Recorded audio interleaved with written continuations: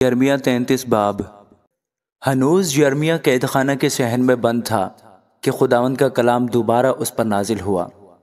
کہ خداوند جو پورا کرتا اور بناتا اور قائم کرتا ہے، جس کا نام یہوہ ہے، یوں فرماتا ہے کہ مجھے پکار اور میں تجھے جواب دوں گا، اور بڑی بڑی گہری باتیں جن کو تو نہیں جانتا تجھ پر ظاہر کروں گا،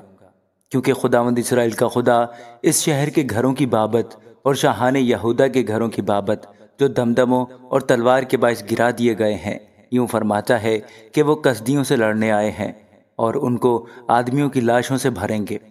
جن کو میں نے اپنے قہر و غضب سے قتل کیا ہے، اور جن کی تمام شرارت کے سبب سے میں نے اس شہر سے اپنا منہ چھپایا ہے۔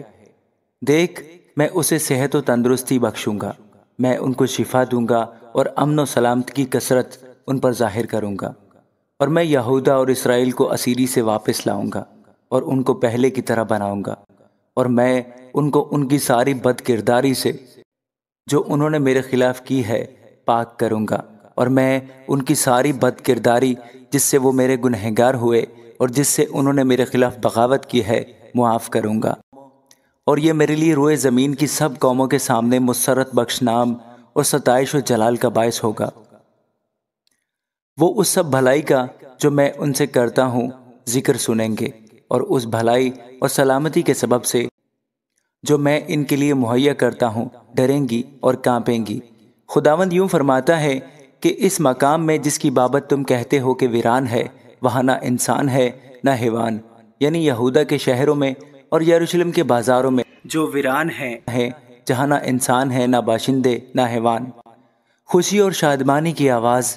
دلہے اور دلہن کی آواز اور ان کی آواز سنی جائے گی جو کہتے ہیں رب الفاظ کی ستائش کرو، کیونکہ خداوند بھلا ہے اور اس کی شفقت ابدی ہے۔ ہاں، ان کی آواز جو خداوند کے گھر میں شکر گزاری کی قربانی لائیں گے، کیونکہ خداوند فرماتا ہے میں اس ملک کے اسیروں کو واپس لا کر بحال کروں گا۔ رب الفاظ یوں فرماتا ہے کہ اس ویران جگہ اور اس کے سب شہروں میں جہاں نہ انسان ہے نہ حیوان، پھر چرواہوں کے رہنے کے مکان ہوں گے جو اپنے گلوں کو بٹھائیں گے، کوہستان کے شہروں میں اور وادی کے اور جنوب کے شہروں میں اور بنیامین کے علاقے میں اور یروشلم کی نواحی میں اور یہودا کے شہروں میں، پھر گلے گننے والے کے ہاتھ کے نیچے سے گزریں گے۔ خداوند فرماتا ہے دیکھ، وہ دن آتے ہیں، خداوند فرماتا ہے کہ وہ نیک بات جو میں نے اسرائیل کے گھرانے اور یہودا کے گھرانے کے حق میں فرمائی ہے پوری کروں گا۔ انہی ایام میں اور اسی وقت میں داؤد کے لیے صداقت کی شاخ پیدا کروں گا، اور وہ ملک میں عدالت و صداقت سے عمل کرے گا۔ ان دنوں میں یہودا نجات پائے گا اور یروشلم سلامتی سے سکونت کرے گا،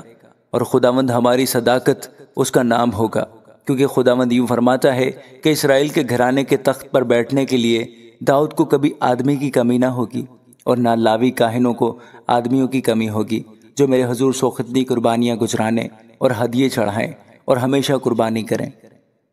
پھر خداوند کا کلام یرمیہ پر نازل ہوا۔ خداوند یوں فرماتا ہے کہ اگر تم میرا وہ عہد جو میں نے دن سے اور رات سے کیا